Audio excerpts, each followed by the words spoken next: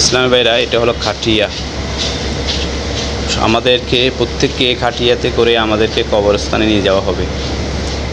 এই খাটিয়া আমাদের মুসলমানদের একটা নীতি হলো যে আমাদের মৃত্যুর পরে যখন আমাদের কবরস্থানে নিয়ে যাওয়া হয়, তখন আমাদের মুখমণ্ডল ঢেকে রাখা হয় এবং আমাদের কাফন দিয়ে ঢেকে নিয়ে যাওয়া হয়। কিন্তু সনাতনী ধর্মে হিন্দুদেরকে দেখলাম, ওদেরকে যখন শ্মশানে নিয়ে যাওয়া হয় দাহ করার জন্য, তখন ওদের মুখমণ্ডলগুলোকে কিন্তু খোলা থাকে।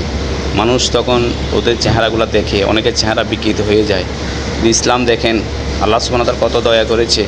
অনেক পাপিষ্ট ব্যক্তি চেহারা বিনষ্ট হয়ে গেলে, নষ্ট হয়ে গেলেও আল্লাহ সুবহানাহু ওয়া তাআলা পৃথিবীর মানুষকে দেখাচ্ছে না যে তোমার চেহারাটা কী হয়ে গেল, নষ্ট হয়ে গেল, কিন্তু ঢেকে যাচ্ছে। ইসলামে দেখেন কত সুরক্ষা।